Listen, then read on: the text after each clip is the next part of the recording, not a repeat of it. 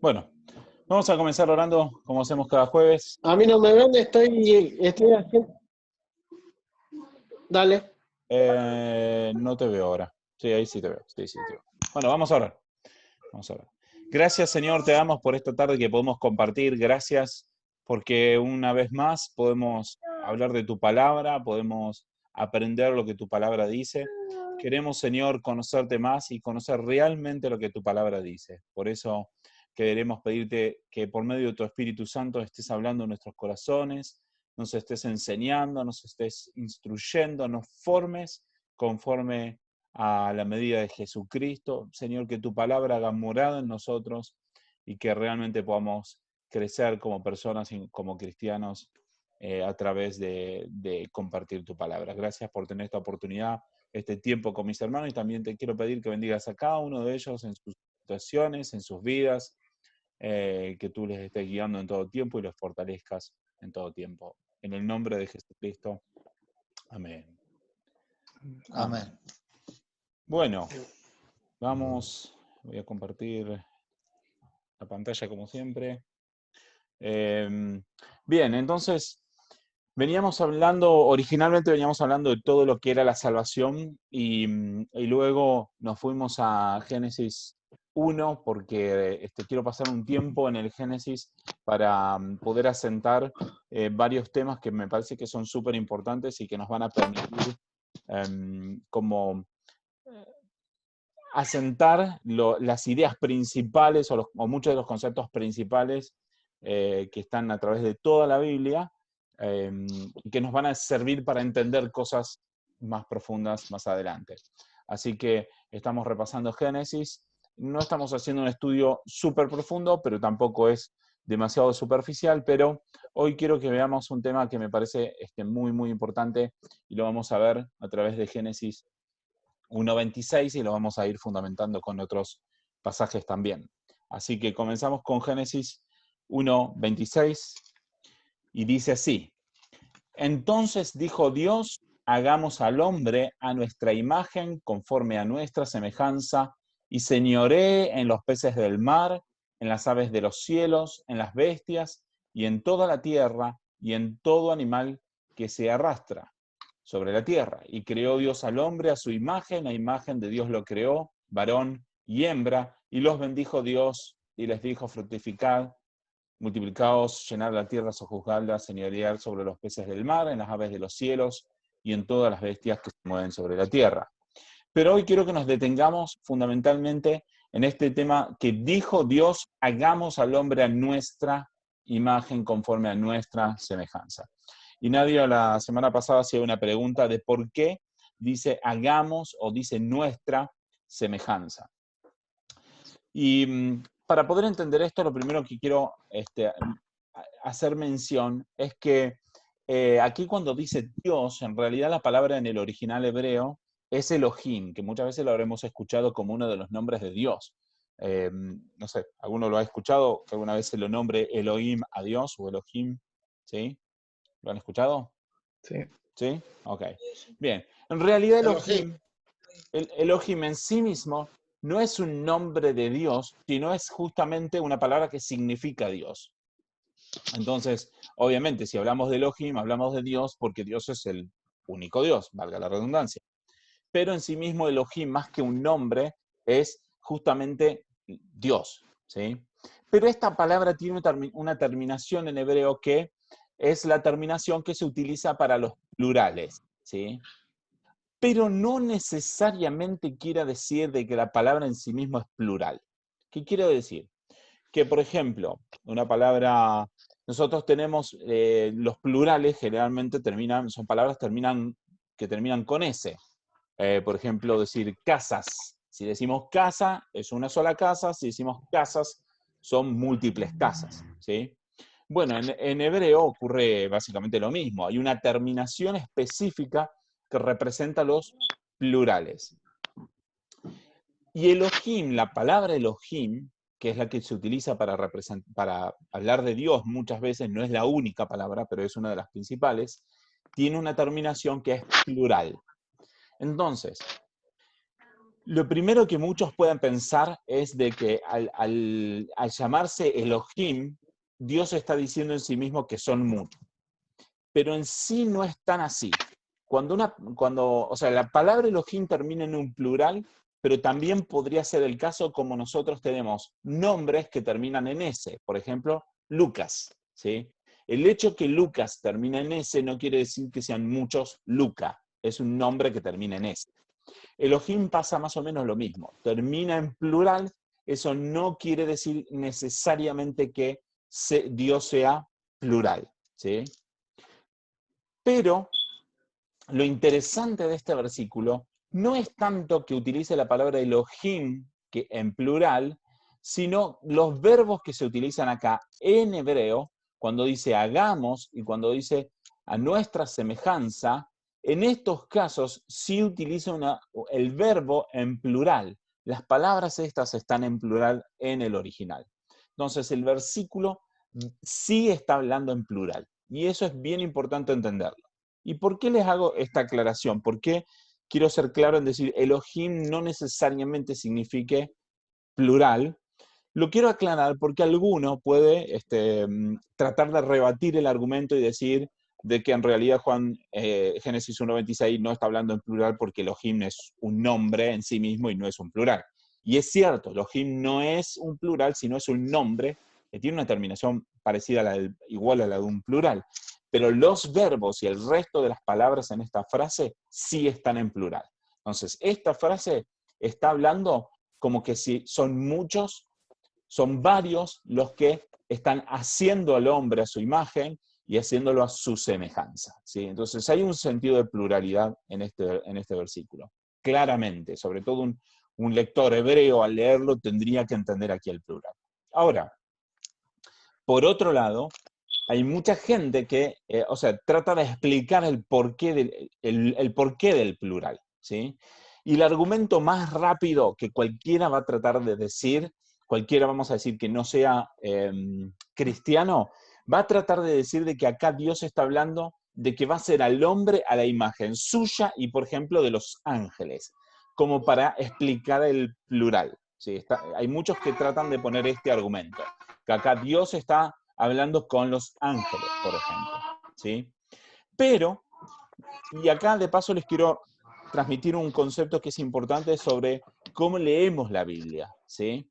Para poder decir de que a Dios acá está hablando con los ángeles, en algún momento antes o un poco posterior en el contexto del pasaje, tendría que estar hablando de los ángeles, tendría que mencionar a los ángeles. Si se mencionara a los ángeles, por ejemplo, en el versículo 29, o en alguno de los versículos anteriores, o aún desde el principio del capítulo, si se mencionara a los ángeles, lo que cualquiera debería interpretar de este pasaje es que cuando Dios dice hagamos al hombre a nuestra imagen y a nuestra semejanza, está hablando Él con los ángeles. Pero como este capítulo, y aún en el capítulo siguiente directamente, no se menciona a los ángeles, no habla de los ángeles, no se trata el tema, ni siquiera indirectamente, entonces no se puede decir de que acá Dios está hablando con los ángeles porque los ángeles no son mencionados.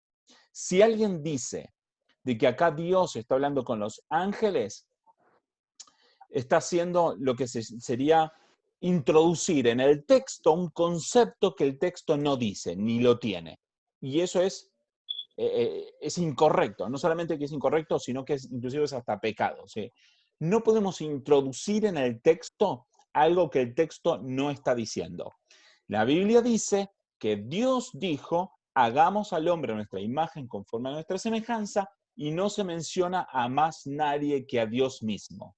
Por lo tanto, la única interpretación posible es que Dios, cuando dice hagamos al hombre a nuestra imagen y a nuestra semejanza, está hablando únicamente de sí mismo, porque no hay ningún otro personaje en el capítulo. No hay ningún otro personaje. Entonces, Dios está hablando en plural de sí mismo. Entonces, esto es importante tenerlo bien en claro, porque muchas otras religiones van a tratar de argumentar de que, por ejemplo, Dios es uno, nada más, y que no hay pluralidad en Dios, y como no hay pluralidad en Dios, entonces, vamos a decir, Cristo no es Dios, es lo que muchos van a tratar de decir, de que Cristo no es Dios y lo van a justificar diciendo, uno de los argumentos es de que Dios aquí está hablando con los ángeles. Como los ángeles no están presentes en el pasaje, debemos creer de que Dios está hablando de sí mismo. Ahora, Dios es uno solo y nosotros lo sabemos de que Dios es uno solo. Hay muchos versículos que nos muestran de que Dios es uno solo. Por ejemplo, Deuteronomio capítulo 6, que dice, por ejemplo, aquí, 6:4, oye Israel, Jehová nuestro Dios, Jehová uno es.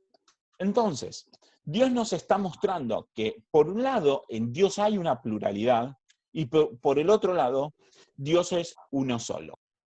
Ahora, esto que parece una contradicción en realidad no es una contradicción. Esto es, vamos a decir, algo que no puede comprenderse por la mente humana. Pero un buen cristiano no discute lo que la Biblia dice, sino que cree lo que la Biblia dice, aunque no lo pueda comprender. Eso no quiere decir que vamos a leer la Biblia sin analizar, sin pensar, sin tratar de comprender. Sí, debemos intentar de comprender, debemos leer la Biblia estudiándola, prestando atención, tratando de sacar conclusiones. Es importante que hagamos esto. Pero el punto es de que a fin de cuentas creemos lo que la Biblia dice, aunque no lo podamos comprender completamente. Porque lo primero que debemos comprender es que Dios es más grande, es más poderoso y es más inteligente que lo que somos nosotros. Entonces es lógico que nosotros, seres humanos, tengamos una limitación para comprender a Dios que es mayor que nosotros. Sería como que si una hormiga tratara de comprender un ser humano. No puede. De la misma forma, nosotros no podemos comprender completamente a Dios. Podemos comprender solo lo que Dios en su voluntad nos revela. Eso lo podemos comprender. Y eso que nosotros podemos recibir de Dios, lo debemos creer. Bien, ahora, yo sé de que creo que si estamos, los que estamos aquí presentes, de alguna u otra forma todos entendemos el concepto de la Trinidad y lo vamos a ver un poquito más en profundidad, pero les estoy tratando de dar varias cosas, no solamente la fórmula de la Trinidad para que ustedes la escuchen y la crean porque alguien se las diga, sino que estoy tratando de mostrarles en la Biblia lo que la Biblia dice acerca de Dios mismo y de paso estoy explicando cosas que a nosotros nos sirven para poder leer la Biblia y comprenderla tal cual como la Biblia es, sin dibujarla, sin deformarla, sin cambiar el sentido de lo que la Biblia dice. Y este tema a mí me parece súper importante y voy a hacer mucho hincapié siempre. Hay muchas veces que la gente lee la Biblia y deforma lo que la Biblia dice. Entonces voy a ir enseñando muchas cosas para que podamos comprender realmente lo que la Biblia dice sin que modifiquemos sin querer, sin que lo entendamos diferente a lo que la Biblia dice. Entonces, la Biblia no dice que Dios está hablando con los ángeles, por lo tanto, no podemos creer que Dios habla con los ángeles. Dios está hablando consigo mismo. Eso por un lado. Por otro lado, Dios es uno por un lado, pero a la vez Dios es trino. Y si bien no vamos a ver la Trinidad completa hoy porque no terminaríamos tampoco, pero sí quiero ver y quiero demostrarles de que Jesús, por ejemplo, sí está en este momento del Génesis. Aunque no lo veamos en el Génesis, vamos a ver otras citas que nos demuestran de que Jesús está en este tiempo junto con Dios Padre, vamos a decir. Y ahora, para ver eso, vamos a ir a Juan capítulo 1. Un capítulo bastante conocido. Bien, entonces dice, en el principio era el verbo, y el verbo era con Dios, y el verbo era Dios. Este era en el principio con Dios, y todas las cosas por él fueron hechas, y sin él nada de lo que ha sido hecho fue hecho. En él estaba la vida, y la vida era la luz de los hombres, y la luz en las tinieblas resplandece, y las tinieblas no prevalecieron contra ella. Bien, y seguimos hasta el versículo 9. Aquella luz verdadera que alumbra a todo hombre venía a este mundo. En el mundo estaba y el mundo por él fue hecho, pero el mundo no le conoció. A los suyos vino y los suyos no le recibieron. Mas a todos los que le recibieron, los que creen en su nombre, les dio potestad de ser hechos hijos de Dios, los cuales no son engendrados de sangre, ni de voluntad de carne, ni de voluntad de varón, sino de Dios. Y aquel verbo fue hecho carne y habitó entre nosotros. Y vimos su gloria, gloria como del unigénito del Padre, lleno de gracia y de verdad.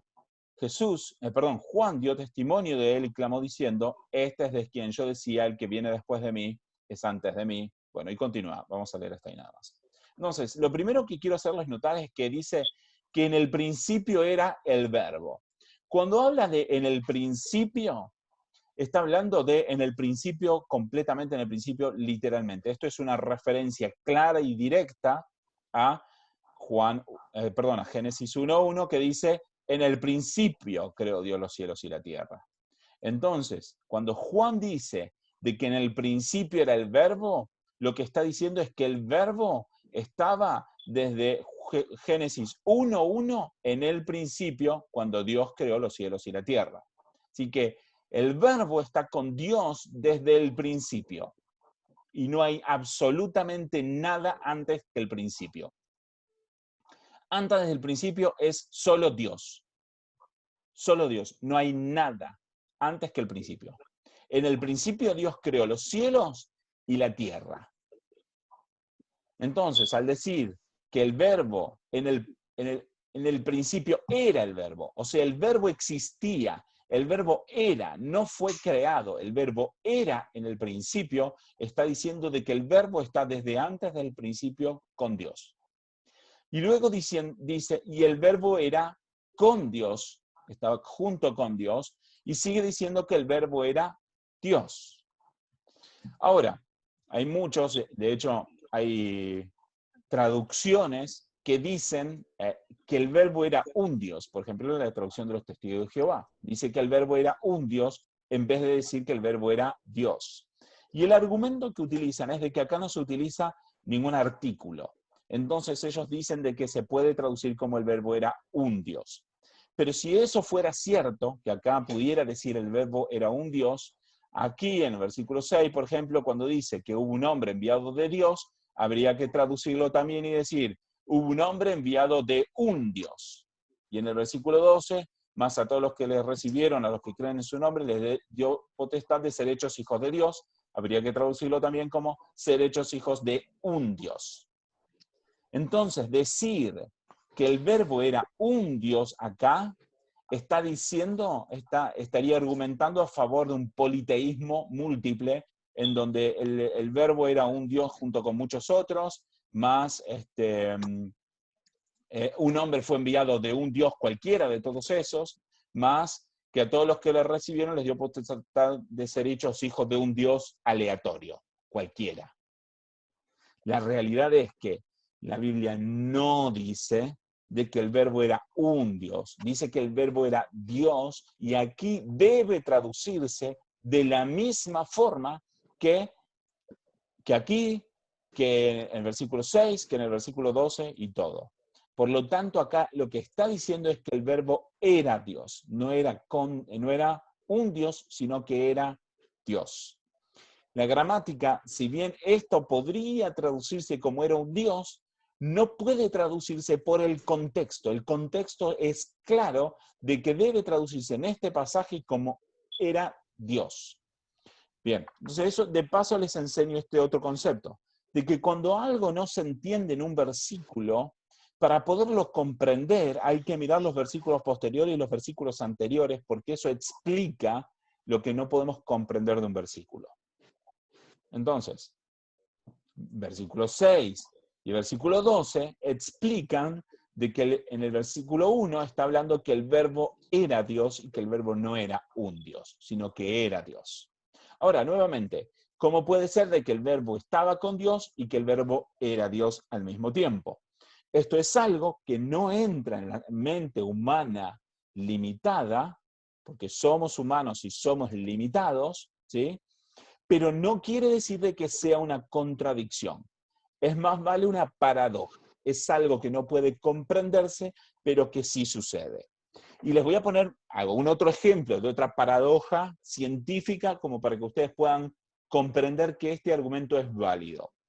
Por ejemplo, está estudiado de que algunos electrones, o que los electrones, mejor dicho, pueden estar en muchos lugares al mismo tiempo. Cualquiera podría decir de que es imposible que algo esté en dos lugares al mismo tiempo. Y la ciencia ha demostrado de que los electrones pueden estar en varios lugares al mismo tiempo. Entonces, ¿cómo podemos comprender nosotros de que un electrón pueda estar en varios lugares al mismo tiempo? No lo podemos comprender, porque nuestra mente es limitada. Pero eso no quiere decir de que no sea cierto, quiere decir de que no lo podemos comprender.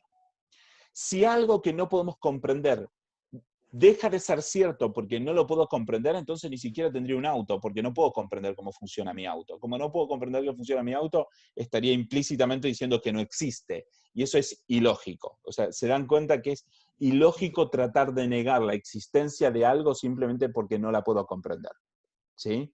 Entonces, la Biblia nos muestra de que Dios es uno solo y que a la vez, tanto Dios Padre como Jesús, como el Espíritu Santo, aunque hoy no vamos a ver el tema del Espíritu Santo, los tres son Dios y son un solo Dios al mismo tiempo, pero a la vez son tres personas independientes. Entonces, no lo podemos comprender, pero es lo que la Biblia nos enseña.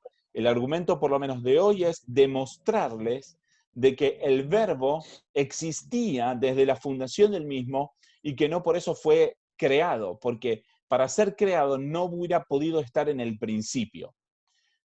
Si hubiera sido creado, tendría que decir en Génesis, tendría que decir, en el principio creó Dios a Cristo y a los cielos y a la tierra, o algo tendría que mencionarse de que Cristo fue creado, o aquí o en algún otro lugar. Pero no se menciona creación de Cristo en ningún momento. Lo que se menciona es que Cristo existía en el principio, y si existía en el principio, existía desde antes de que Dios creara los cielos y la tierra. Es por un principio, digamos, en donde un pasaje está explicando el otro, ¿sí? Juan está haciendo referencia a Génesis. Juan está demostrando de que el verbo existía en el momento en que Dios empezó a crear todas las cosas, desde antes que Dios empezara a crear todas las cosas.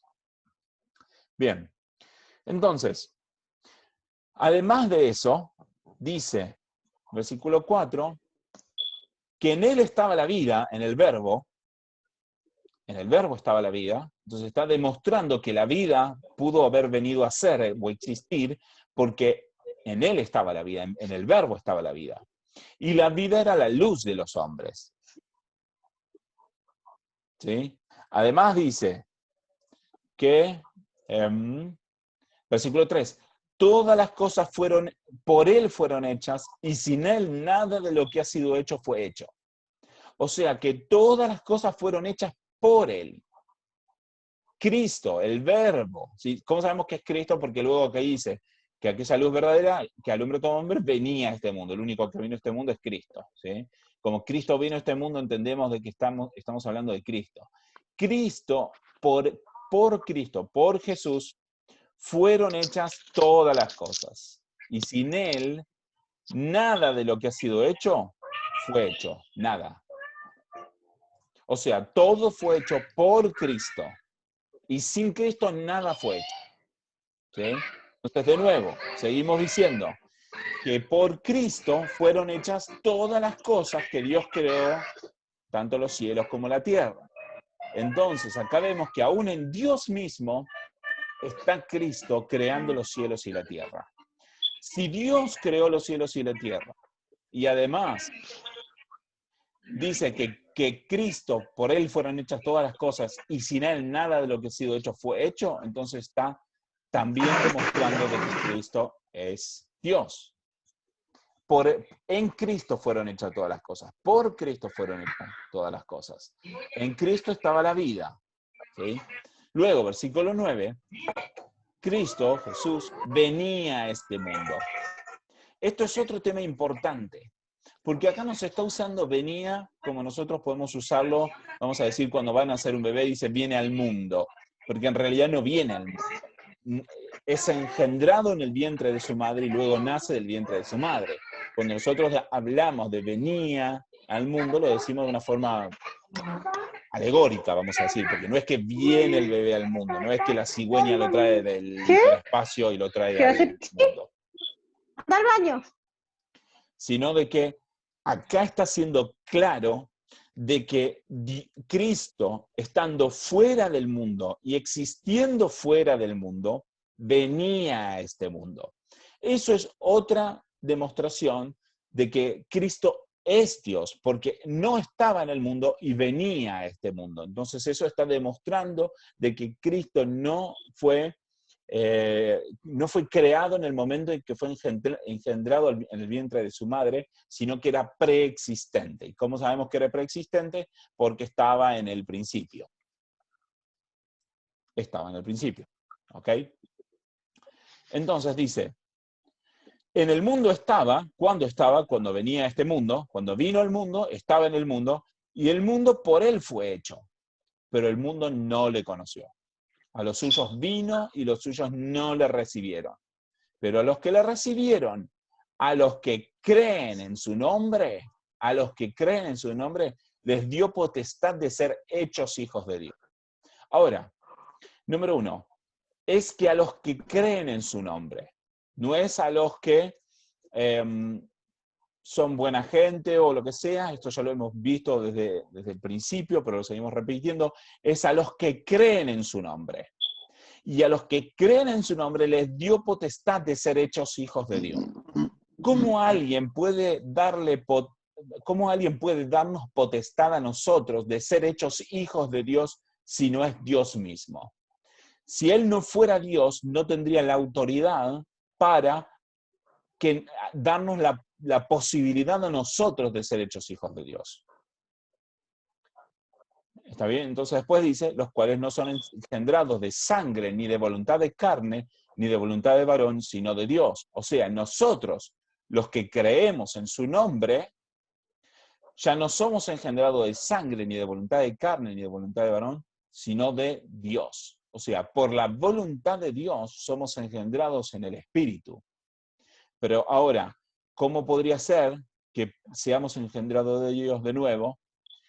Por medio de que Cristo nos los haya permitido, ¿sí? Cristo fue el que nos dio la potestad de ser hechos hijos de Dios, si Cristo no fuera Dios. De la única forma que Cristo nos puede dar la posibilidad a nosotros de ser engendrados de Dios, es si Cristo fuera Dios mismo.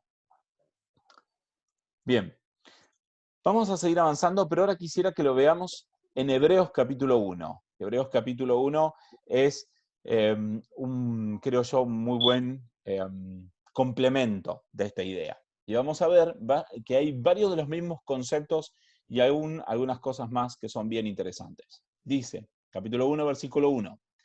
Dios, habiendo hablado muchas veces y de muchas maneras en otro tiempo a los padres por los profetas, en estos postreros días nos ha hablado por el Hijo, a quien constituyó heredero de todo, y por quien asimismo hizo el universo, el cual, siendo el resplandor de su gloria y la imagen misma de su sustancia, y quien sustenta todas las cosas con la palabra de su poder, habiendo efectuado la purificación de nuestros pecados por medio de sí mismo, se sentó a la diestra de la majestad en las alturas, hecho tanto superior a los ángeles, cuanto heredó más excelente nombre que ellos. Bien, hay varias cosas que quiero mostrarles aquí. Número 1 es que dice de que asimismo hizo el universo. Es lo mismo que veíamos viendo en Juan capítulo 1. El verbo, Cristo, el Hijo, es quien hizo el universo. Es que hizo el universo. Y luego dice que es el resplandor de su gloria y la imagen misma de su sustancia. Ahora, quiero explicar esto que es súper importante con respecto a la imagen misma de su sustancia. Cuando alguien habla de imagen, podemos interpretar varias cosas diferentes. Por ejemplo, yo mismo, por ejemplo, estoy viendo las imágenes de ustedes. No los estoy viendo a ustedes mismos, porque están lejos, yo no los veo a ustedes, veo sus imágenes. Pero acá el autor está diciendo es la imagen misma de su sustancia. Y esta palabra misma de su sustancia, la imagen misma, este conjunto, no se utiliza para otros casos, salvo para hablar de Cristo. Y acá lo que está representando es que Jesús no es la imagen como yo los estoy viendo a ustedes ahora, sino es la imagen misma como que si yo, por ejemplo, estuviera ahora delante de alguno de ustedes y los estuviera viendo a ustedes mismos.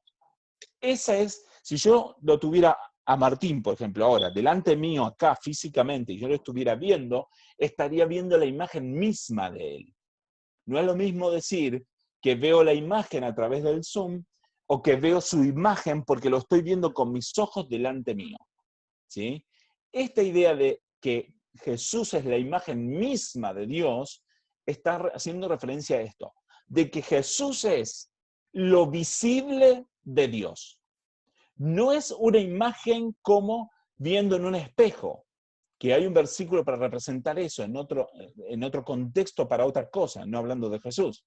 Pero cuando habla de Jesús está diciendo de que Jesús es la imagen misma de Dios. Jesús es lo visible de un Dios invisible. ¿Ok? Entonces dice que Él es el resplandor de su gloria. Es como que si nosotros vemos el sol y vemos la luz del sol cayendo a la tierra y nosotros vemos el resplandor del sol. Entonces, ¿qué estamos viendo? Estamos viendo al sol mismo llegando a nosotros, ¿sí? No estamos viendo una imagen del sol, no estamos viendo una foto del sol, estamos viendo el resplandor de la misma luz del sol. De la misma forma, Jesús es el resplandor de la misma gloria de Dios. Jesús es Dios mismo presentándose al mundo. Y estos son los conceptos que están transmitiendo cuando hace este hincapié. Fíjense que hay un hincapié. Dice, por quien asimismo hizo el universo, el cual siendo el resplandor de su gloria y la imagen misma de su sustancia. Y no solamente dice eso, sino que además dice que es quien sustenta todas las cosas con la palabra de su poder. O sea, vamos a decir que por la palabra de Cristo se sustenta todas las cosas. La palabra de Cristo sustenta todas las cosas. Si Cristo deja de sustentar todas las cosas con su palabra, todo se deshace. Cristo es el que sustenta todas las cosas, el que sostiene todas las cosas. Mis células están unidas entre sí ahora porque Cristo sustenta todas las cosas. Si Cristo no sustenta todas las cosas, todo se deshace. ¿Y cómo lo sustenta? Lo sustenta por su propia palabra. Fíjense cómo creó Dios los cielos y la tierra cuando dijo Dios. La creación es porque Dios dijo. ¿Se entiende la idea? Dios creó las cosas con su palabra. Entonces, acá vemos claramente que Cristo sostiene todas las cosas por su propia palabra. ¿Cómo puede Cristo sustentar todas las cosas con su palabra si no es Dios? Es imposible. ¿Se entiende? Entonces, Cristo es el resplandor de su gloria. Es la imagen misma de su sustancia. No es solo una imagen, es la imagen misma de su sustancia y quien sustenta todas las cosas con la palabra de su poder. Ahora continúa diciendo, habiendo efectuado la purificación de nuestros pecados por medio de sí mismo, se sentó a la diestra de la majestad de las alturas. Entonces, ¿esto qué quiere decir? Vamos a detenernos a pensar porque sé que rápido alguno puede presentar un argumento en contra y lo quiero explicar antes que salga. Dice, habiendo efectuado la purificación de nuestros pecados por medio de sí mismo, o sea, por su propia entrega, purificó completamente nuestros pecados si creemos en Él, por supuesto. El contexto aquí es que el autor le está escribiendo a creyentes, entonces está diciendo que por su propio sacrificio purificó todos nuestros pecados si creemos en Él, y entonces luego se sentó a la diestra de la majestad en las alturas. se sentó a la diestra de Dios. ¿Sí? Ahora, ¿qué quiere decir? ¿De que antes no estaba sentado a la diestra de Dios? No. Lo que quiere decir es de que Cristo se humilló a sí mismo, entonces después Dios lo volvió a exaltar. ¿Y cómo lo volvió a exaltar? Haciéndolo superior a los ángeles. No quiere decir esto de que Cristo no fuera antes superior a los ángeles. Está queriendo decir de que Dios lo volvió a exaltar hasta lo sumo. ¿Por qué? Porque Él se había humillado para purificar nuestros pecados. ¿Se entiende la idea? Cuando aquí está hablando que está hecho tanto superior a los ángeles, no está hablando de su creación. Está hablando de su glorificación posterior a su humillación. Entonces está diciendo de que Cristo se humilló, y ahora voy a presentar otro versículo para reforzar esta idea. Cristo se humilló a sí mismo, como se humilló a sí mismo, purificó nuestros pecados si creemos en Él, y entonces, como Él se humilló a sí mismo, se sacrificó para purificar nuestros pecados, entonces Dios lo volvió a levantar hasta lo sumo, de nuevo por sobre todos los ángeles, y le dio a heredar un nombre más excelente que ellos, y le dio a heredar, y lo constituyó heredero de todo. No porque Él no fuera heredero antes, ya antes era heredero de todo. ¿Por qué? Porque es quien hizo todo. ¿Observan esto? Cristo ya era heredero de todo porque Él ya había hecho el universo. Pero, como se humilló y se despojó de la gloria de ser Dios, entonces por eso Dios lo volvió a exaltar por sobre los ángeles, le dio un nombre más excelente y lo constituyó heredero de todo. ¿Observan esto? Yo estoy mostrándole cómo el mismo pasaje está explicando lo que el mismo pasaje dice. ¿Sí? Le estoy mostrando claramente cómo todo esto va cerrando en el mismo pasaje. Para confirmar más esto, vamos a Filipenses capítulo 2, versículo 5, dice: haya en ustedes este mismo sentir que hubo también en Cristo Jesús. Dice, el cual siendo en forma de Dios, y acá está diciendo que el cual era Dios y se presentaba como Dios en forma de Dios. No está diciendo que era algo que no fuera Dios, que aparentara ser Dios. Si fuera algo que no era Dios, haciéndose en forma de Dios, sería un engañador, como el anticristo, que en un momento se va a sentar en el trono en Jerusalén y se va a presentar como si fuera Dios. Es un engañador.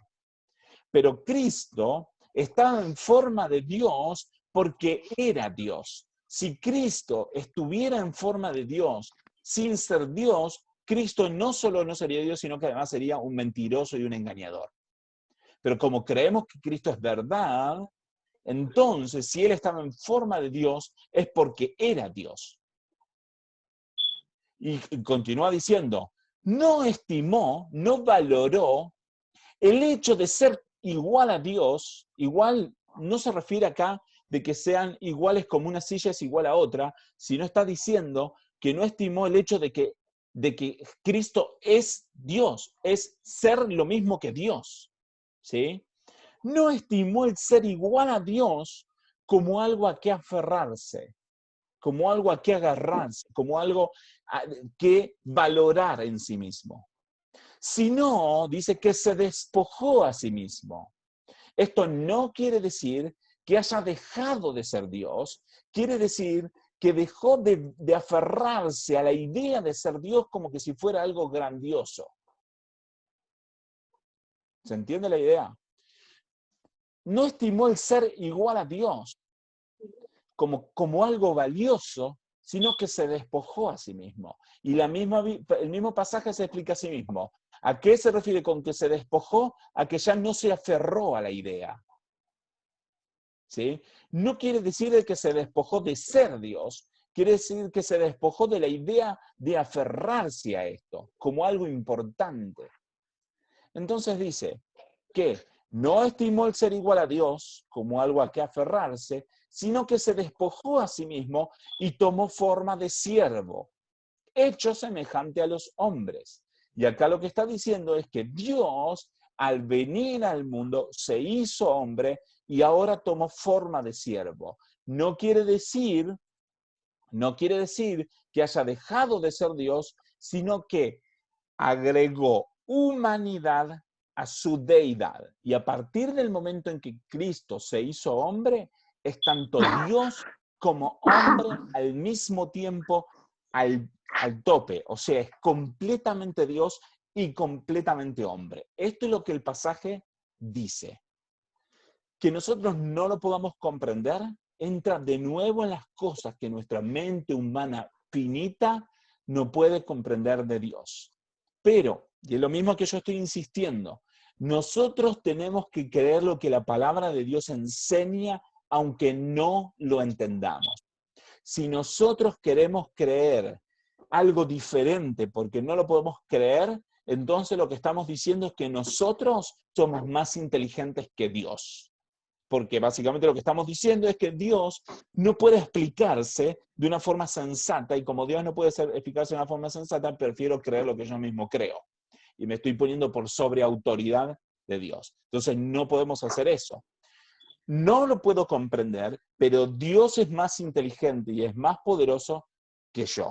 Como Dios es más inteligente que yo tengo que creer lo que la palabra dice, aunque no lo pueda comprender. Eso no quiere decir de que no lo estudie, que no lo profundice. Tengo que estudiarlo, tengo que profundizarlo, tengo que hacer mi mayor esfuerzo por entenderlo, tengo que orar, tengo que buscar a Dios, tengo que preguntar a personas que puedan saber más que yo, pero a fin de cuentas tengo que creer lo que la palabra de Dios dice. La palabra de Dios dice de que el verbo, Cristo, no estimó el ser igual a Dios como algo a que aferrarse, sino que se despojó a sí mismo y tomó forma de siervo, o sea, de ser humano. Y esto semejante no quiere decir de que parecido a un ser humano, quiere decir de que tomó la forma de un ser humano. Aquí está, tomó la forma de un ser humano. ¿Se entiende la idea? Si vamos a pensar de que era semejante a un ser humano, entonces no hubiera tenido sentido de que naciera de María. El hecho de haber nacido de María, del vientre de María, lo hace a Cristo completamente un ser humano. Sin negar su deidad, porque no se despojó de su deidad, sino que se despojó de la gloria de su deidad. Y eso lo vemos claramente en el pasaje, ¿sí? Entonces, se hizo semejante a los hombres, o sea, tomó forma de hombre, y dice, estando en la condición de hombre, siendo un hombre, y en condición de hombre, entonces se humilló a sí mismo aún más, haciéndose obediente hasta la muerte y la muerte de cruz.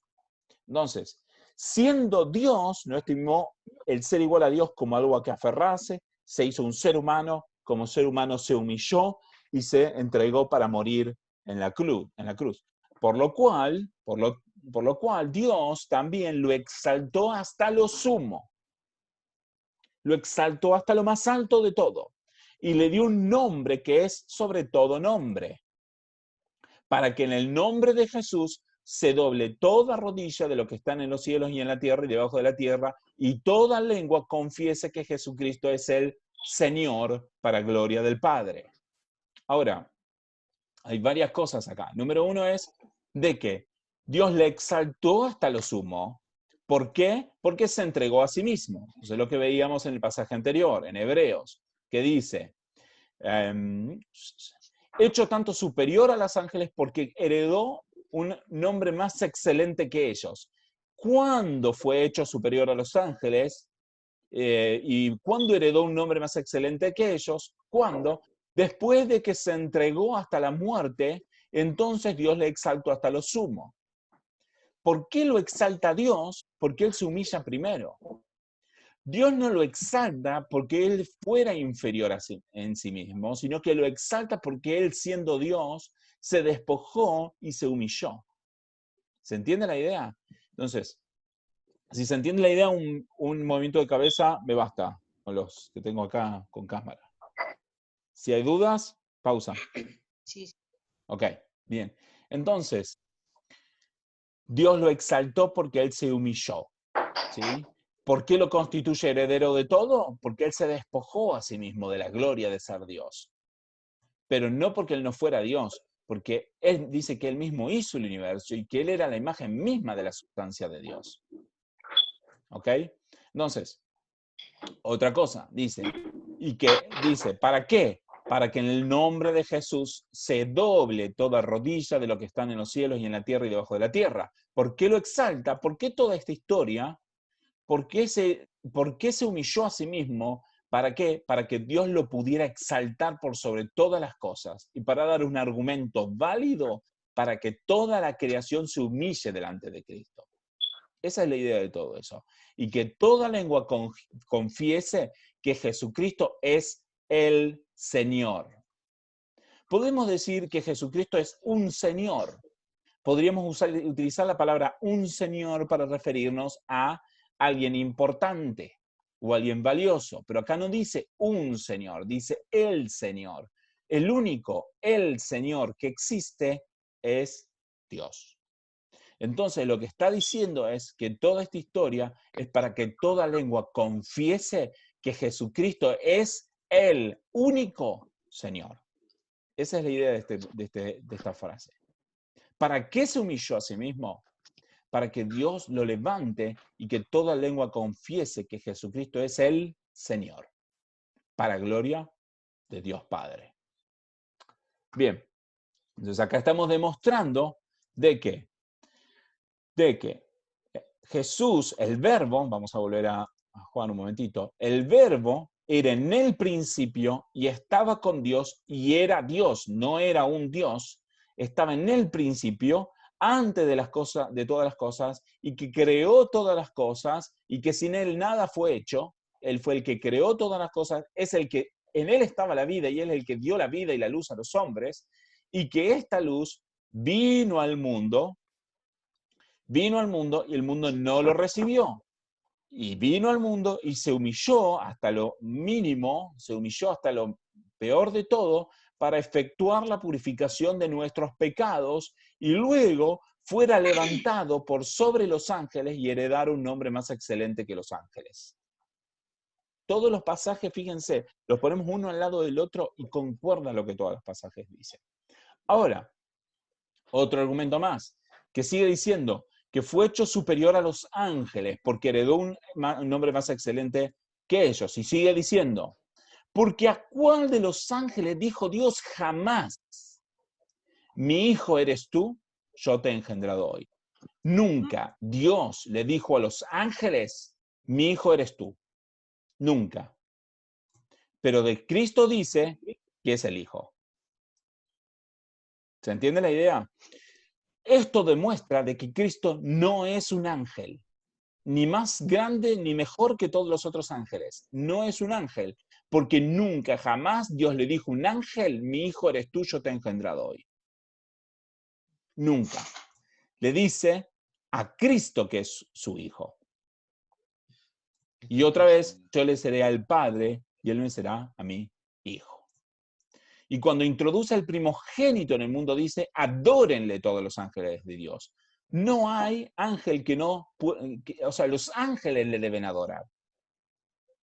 Los ángeles le deben adorar. Fíjense esto.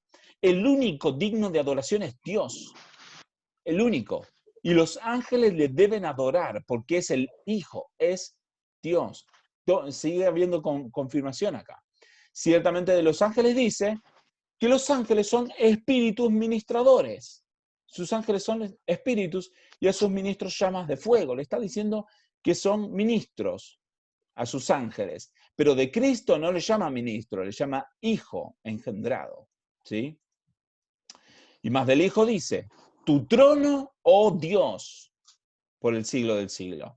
Del hijo dice, tu trono, oh Dios.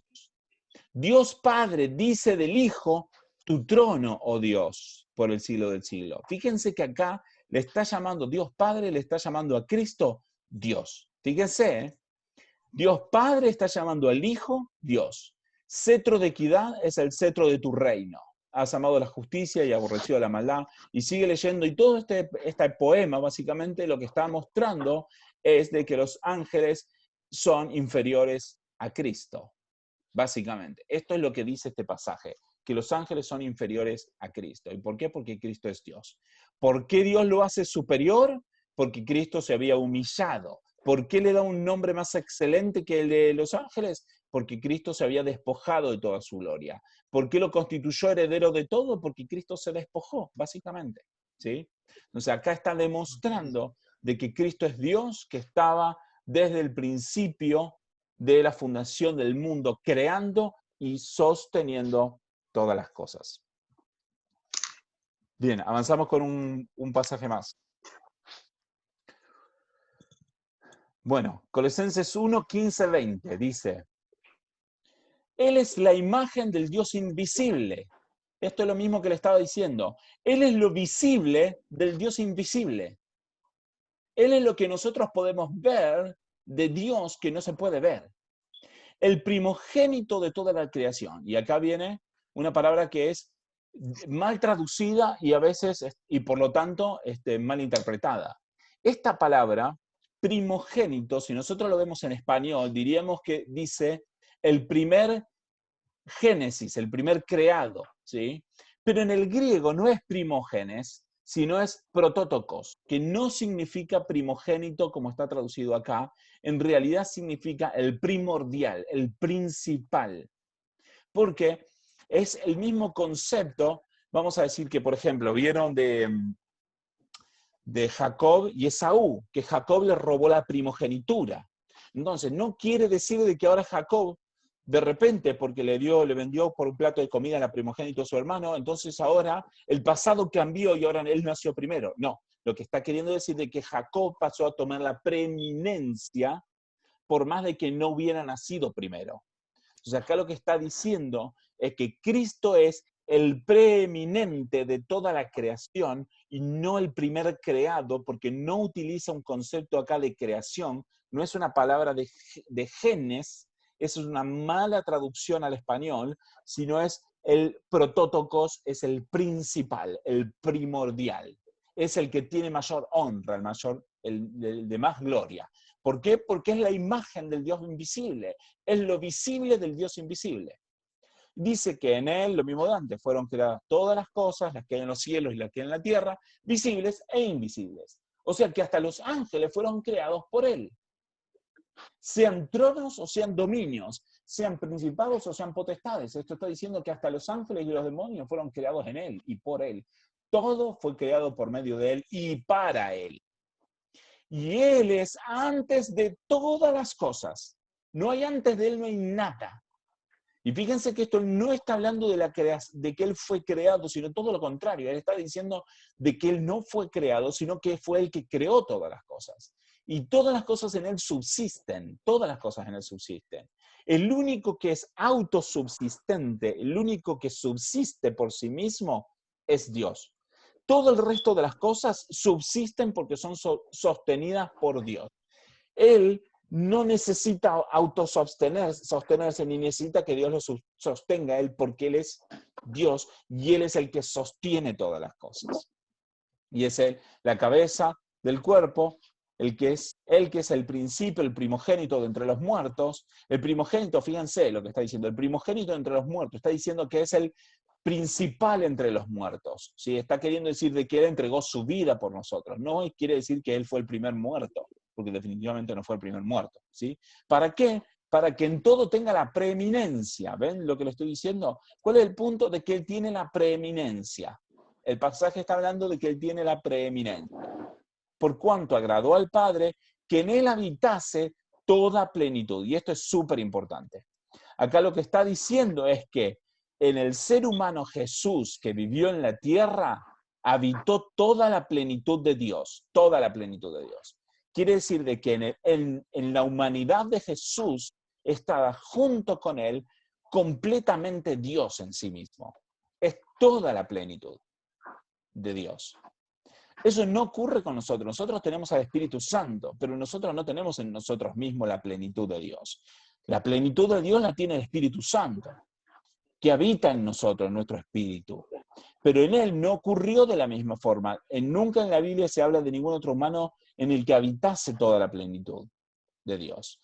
Pero en Cristo sí, en él habita toda la plenitud de Dios. Esto es lo que está diciendo, es que en la humanidad de Jesús estaba contenida el todo de Dios completamente. Está diciendo de que Cristo era todo hombre y todo Dios al mismo tiempo.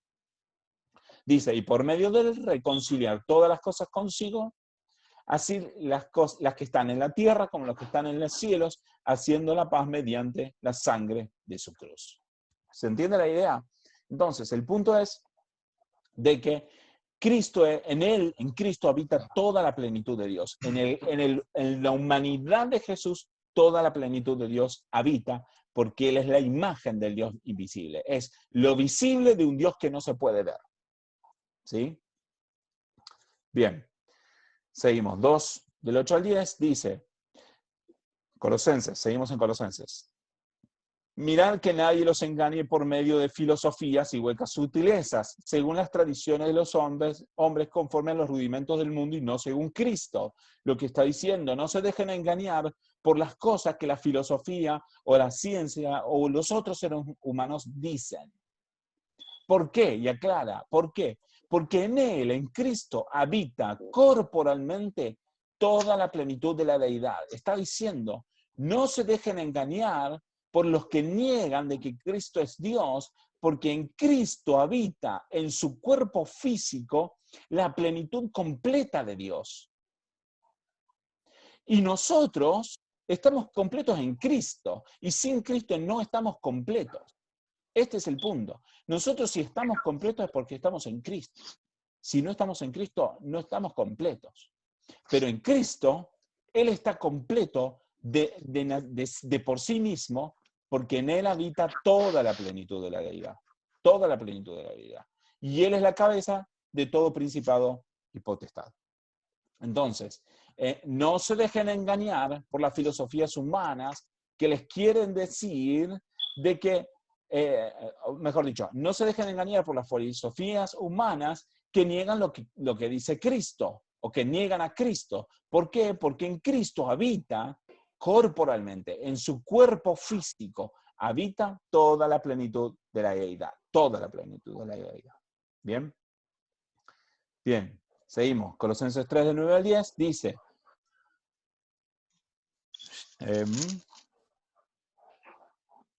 Bien, hay una diferencia entre cómo es en Cristo que cómo es en nosotros. Dice, no mintáis los unos a los otros, despojándonos, pues habiéndonos despojado del viejo hombre con sus hechos, revestidos del nuevo, el cual es conforme a la imagen del que lo creó. Fíjense que acá está hablando de que nosotros debemos despojarnos del viejo hombre y revestirnos del nuevo. Nosotros tenemos que hacer un proceso para revestirnos. Y ese proceso del revestirnos, ¿qué es? Es creer en Cristo, ¿sí? Conforme a la imagen de Dios. Pero ahora, fíjense que este uso de imagen está en contraposición con la de Cristo. No dice la imagen misma de Dios, sino está diciendo la imagen de Dios, pero no la imagen misma de Dios. Entonces acá lo que está diciendo es que nosotros debemos revestirnos del nuevo hombre, despojarnos de nuestros pecados anteriores, ¿sí? E irnos renovando hasta el conocimiento de Cristo. O sea, nosotros tenemos que hacer un proceso por lo cual no lo somos, ¿sí? A diferencia de Cristo, que no tuvo que hacer ningún proceso para ser la imagen de Dios, sino que Él es la imagen misma desde siempre. Bien. Y el último, cerramos con esto, dice, 2 Corintios 3, 18, por tanto, nosotros todos mirando a cara descubierta como en un espejo la gloria del Señor, somos transformados de gloria en gloria en la misma imagen como por el Espíritu del Señor. Fíjense la contraposición de qué es lo que ocurre con nosotros con lo que ocurre con Cristo. Cristo es la imagen misma, pero nosotros vemos como en un espejo la gloria de Dios. No lo vemos directamente. Cristo es la imagen misma de Dios, pero nosotros somos transformados a la imagen, hacia la imagen, porque no somos esa imagen, ¿sí? Aún y volvemos a Génesis 1, que es donde comenzamos, Génesis 1, que dice que nosotros fuimos creados a su imagen, a la imagen de Dios, pero no a la imagen misma de Dios. O sea, nosotros fuimos creados representando parte de la esencia de Dios, representando parte de la esencia de Dios, pero Cristo es la imagen misma, es la sustancia misma de Dios, presentándose a los hombres. Ahí hay una diferencia, pero nosotros, y esto lo podemos ver quizás en otro momento, perdimos esta imagen de Dios o parte de esta imagen de Dios por culpa del pecado. Pero eso no ocurre con Cristo. Cristo es la imagen de Dios, incorrumpible. Nosotros, en cambio, tenemos una imagen que no es la imagen misma, sino es una imagen que es corrompida y que ahora debemos poder alcanzar, vamos a decir, no alcanzar, no me gusta esa palabra, pero que va formándose en nosotros en la medida que creemos y obedecemos a Cristo. Esa es un poco la idea.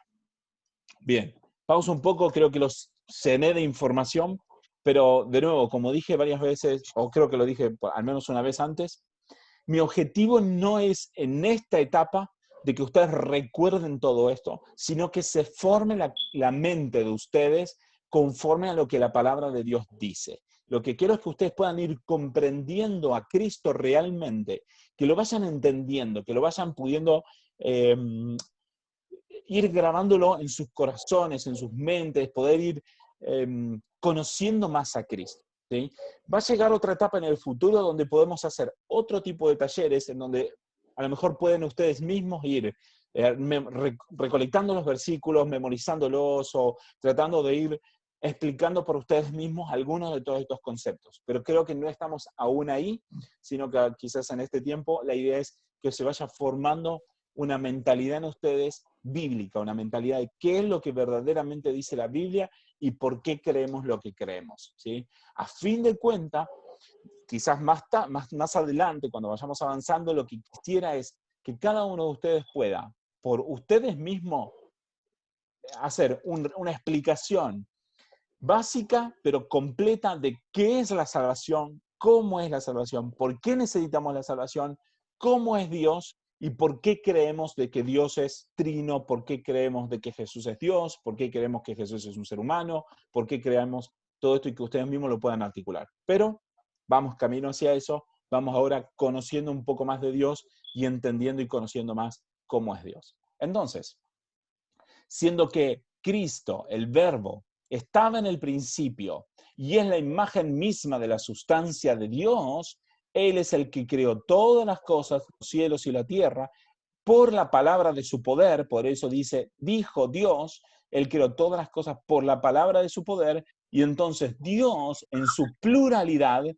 está demostrando, de hecho Dios está demostrando su pluralidad al hacer al hombre conforme a la imagen de Dios mismo, del Dios trino mismo. Esa es un poco la idea. Entonces, nosotros somos hechos a la imagen de Dios. Y les dejo, creo que un versículo más.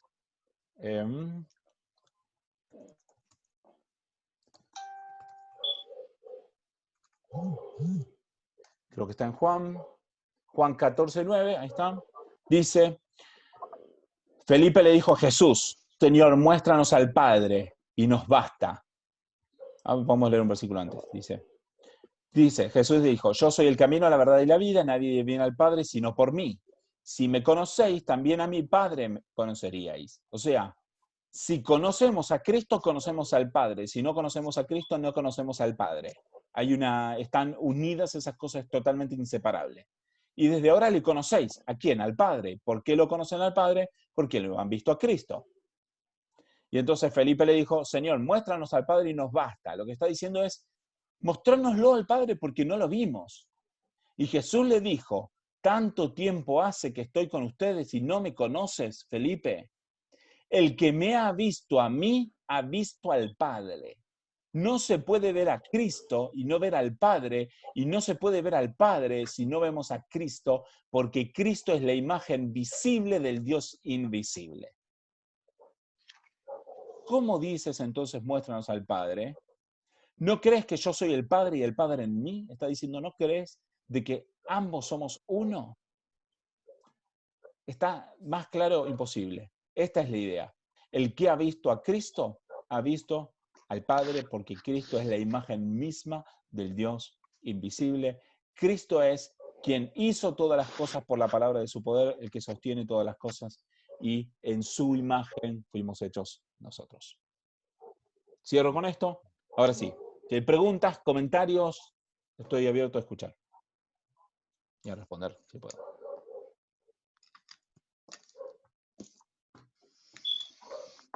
Un ok, aunque sea, estaría bien. O un no me gustó. Cualquier cosa es válido. No, No. yo para mí, bueno, es la primera vez que participo, perdón, hermano Bárbaro. Zacarías. Bienvenido, Isaac. Es la Bienvenido, Isaac. Y bueno, mucho gusto. gracias. Un gusto de verlo a todos los hermanos por la cámara. Bueno, yo es mi primer día que participo con ustedes, con la cámara. Es muy importante, la verdad que está muy bien. Para mí me pareció muy importante escuchar la palabra de Dios y bueno, es mi mi único comentario que puedo hacer, ¿no? Estoy muy agradecido a Zacarías, bueno, y a ustedes también que me hayan aceptado y estoy contento, me gusta, porque, bueno, eh, creo que no tiene que gustar a todos la palabra cuando se trata del Señor, ¿no? Así Amén. que un abrazo para todos, hermanos, y bueno, hasta Bienvenido. la próxima. Bienvenido, un gusto tenerlo. Y bueno, que tenga muy buenas noches también y que descanse. Gracias igualmente para todos. Amén. Bien, ¿alguno No, más? está buena, Sí. está buena el estudio porque a veces nosotros queremos la torta, pero primero tenemos que conseguir el trigo, la levadura, tenemos que conseguir todo lo otro, o como la casa, ¿no? Cuando se hace una casa creo que se empieza por los cimientos, bueno, acá se hace mucha platea, pero se empieza desde abajo. Y bueno, nosotros tenemos que entender bien la palabra, lo que es Cristo, lo que es la salvación. Me parece fundamental todo lo que nos estuviste explicando, porque si no después vienen las confusiones. Viene el evangelio de la prosperidad, el evangelio fácil ese que, bueno, que ya todos conocemos. Así que no, para mí está bien, no sé si vos querés decir algo, Estela. No, para mí estuvo muy bueno, Gaby, tremendo. Hola Isaac, ¿cómo anda? Estuvo muy bueno, Gaby, tremendo, yo entendí perfectamente. ¿Querés saludar? ¿Querés presentarte? Bueno, ¿algún comentario más? ¿Alguna pregunta? Bueno, entonces vamos a dar por terminado aquí. La verdad que fue un gusto poderlos tener y nos despedimos orando y así podemos descansar. Bueno, gracias Espíritu Santo por este tiempo que hemos podido compartir. Esperamos de que tu Hola, palabra Miki. haya sido de bendición para cada uno de mis hermanos, Señor. Te pido que les des descanso, que escuche las peticiones de cada uno de sus corazones, Señor, y que podamos seguir creciendo en el conocimiento de ti, podamos seguir creciendo y ser formados a la imagen de tu Hijo Jesucristo. Gracias por todo, bendice a mis hermanos, Señor, y te damos toda la gloria, toda la honra, y te damos el primer lugar en todas las cosas, en tu nombre, Jesucristo. Amén. Bueno, hermanos, que tengan muy buenas noches y Dios les bendiga muchísimo. Amén.